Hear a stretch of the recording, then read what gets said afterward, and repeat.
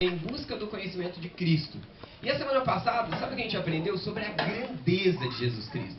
Sobre o quão grandioso é o seu poder, sobre o quão grandioso são os seus feitos e o quanto isso tudo implica nas nossas vidas. O quanto isso nos dá paz, nos dá segurança, nos dá a certeza de alguém grande que está acima de tudo e acima de todos, mas ao mesmo tempo nos ama. Mas hoje tem algo interessante dentro dessa temática da festa caipira, dos caipiras. E eu quero te perguntar se você sabe qual o significado da palavra subservência. Porque semana passada a gente aprendeu sobre a grandeza de Jesus e hoje nós vamos aprender sobre a subservência de Jesus. O que é isso? Qual o significado dessa palavra? Tentando traduzir de uma forma bem limitada, trazendo lá da raiz da palavra e tudo mais, a gente poderia pensar um pouco mais sobre serviço, sobre disposição, mas simplificando muito, eu trago para você a seguinte: humildade. Humildade. E se a gente for pensar o significado da palavra humildade, de onde vem essa palavra? Humildade vem também do ser humano, de humano, que também vem do humus, tudo relacionado a adubo, a desenvolver algo criativo, algo significativo, algo bom, algo produtivo para mim e para quem está à minha volta. Mas enfim, o que seria então essa subservência de Cristo e o que eu posso aprender na minha vida a respeito disso?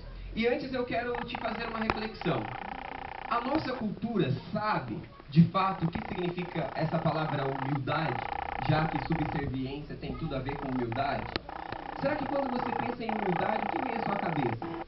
Será que é o jeito de vestir?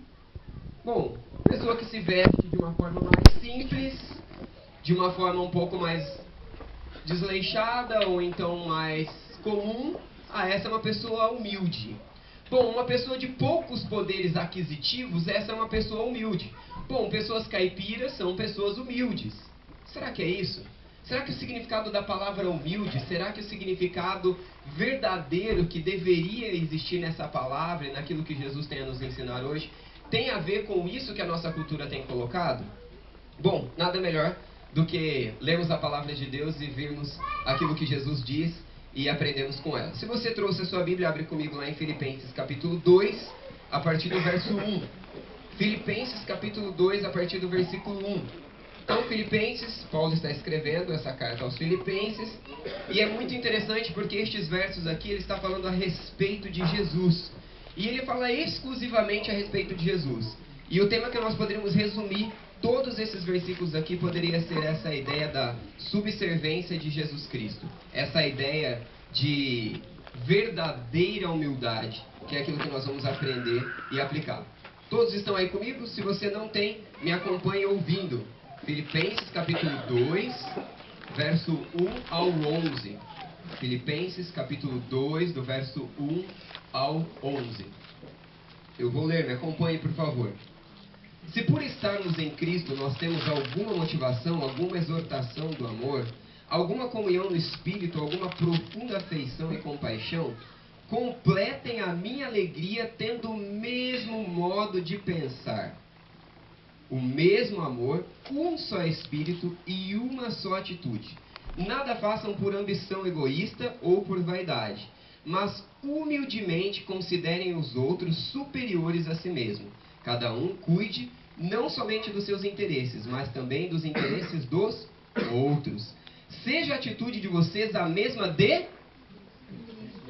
Cristo Jesus, que embora sendo Deus, não considerou que o ser igual a Deus era algo a que devia apegar-se, mas esvaziou-se a si mesmo, vindo a ser servo, tornando-se semelhante aos homens e sendo encontrado em forma humana, humilhou-se a si mesmo e foi obediente até a morte, e morte de cruz. Por isto Deus o exaltou à mais alta posição e lhe deu um nome que está acima de todo nome, para que ao nome de Jesus se dobre todos os joelhos nos céus e na terra e debaixo da terra, e toda língua confesse que Jesus Cristo é o Senhor, para a glória de Deus Pai. Eu tentei na leitura ressaltar 3 palavras que são as palavras-chave que eu acredito que desse texto devem ser destacadas. Mas antes de entrarmos no tema dessa noite e entendermos esse significado de humildade, o que Jesus nos ensina sobre isso, eu quero falar algo muito importante que estes 2, 3 últimos versos nos falam. Porque se você ouvir tudo que eu vou falar sem essa compreensão do que eu vou te dizer agora, não significa nada. Não passa de uma ética que quando você morrer, simplesmente acabou. Então a gente tem algo muito além a pensar. E os 3 últimos versos nos chamam a atenção sobre que todo joelho se dobrará. Todo joelho se dobrará diante de Jesus Cristo. E a semana passada nós pensamos sobre a grandeza de Jesus Cristo. Sobre o seu poder que está acima de tudo e todos. E essa grandeza é refletida nestes últimos versos, quando a palavra de Deus me chama a atenção a refletir que um dia todo ser humano, aquele que acredita e aquele que não acredita, aquele que se submete e aquele que não se submete, haverá de prostrar-se diante de Jesus Cristo. Olha a grandeza de Deus, olha a grandeza de Jesus Cristo. Tente imaginar isto. Qual ser humano, qual a pessoa que consegue fazer com que todas as nações se prostrem diante dele? Os vivos, os mortos. Todos, todos. Alguns, a palavra de Deus nos diz, que se prostrarão em adoração ao Senhor, porque reconheceram, conhecê-lo. Por haver conhecido a Jesus, esses então se prostrarem em adoração e serviço a Ele. Mas outros vão adorar e estarão condenados, porque não serviram, porque não obedeceram, porque não caminharam com Ele. Mas bem, nós já entendemos que para entender esse texto e para aplicar essas verdades, a gente precisa se submeter a esse Deus grandioso, crer nele, porque só Ele dá vida eterna, e um dia todos nós estaremos diante dele. Vou ler novamente o versículo 7, assim a gente aplica a primeira verdade desse texto. Antes a si mesmo se esvaziou, assumindo a forma de servo, tornando-se à semelhança de homens e conhecido em figura humana. Eu li uma outra versão agora para vocês.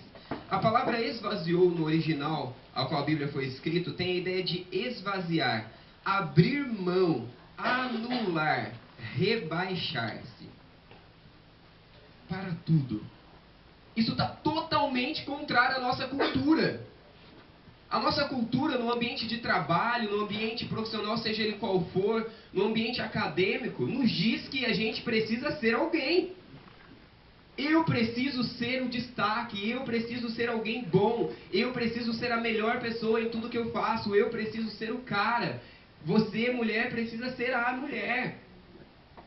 Mas como assim? Jesus chega e ele traz essa verdade que antes disso, ou seja, ao invés disso, ele se esvaziou, ele se anulou, ele abriu mão, ele se rebaixou. Então, algumas verdades aplicadas aqui. Jesus nos ensina com a sua própria vida que nós devemos nos esvaziar de nós mesmos. Nós devemos nos esvaziar de nós mesmos. A grandeza de Deus, a grandeza de Jesus Cristo. Mas ao mesmo tempo ele abre mão de tudo aquilo que ele é. Ele se esvazia de si mesmo, para que eu e você pudéssemos ter a esperança e a oportunidade de nos relacionar com Deus. Porque se ele não houvesse feito isso, se ele não tivesse passado por aquela cruz, se tornado um homem como eu e você, submetido a todas as desgraças deste mundo, ele não teria se entregue naquela cruz e eu e você não poderíamos ter relacionamento com Deus. Porque somente através do perdão na cruz, que Jesus alcançou para mim e para você, é que nós temos paz com Deus. Ele se esvaziou, mas a cultura nos pressiona a nós nos enchermos. Um minuto de reflexão para você. Qual é a pressão que você tem vivido na sua vida, que o mundo ou você mesmo tem tentado se encher para ser algo, para conseguir algo, para se destacar em algo? Eu poderia dar vários tipos de aplicações, mas eu quero que você pense em alguns instantes. Eu vou ficar em silêncio. Pense a respeito disso. Jesus nos ensina com a sua própria vida que nós devemos nos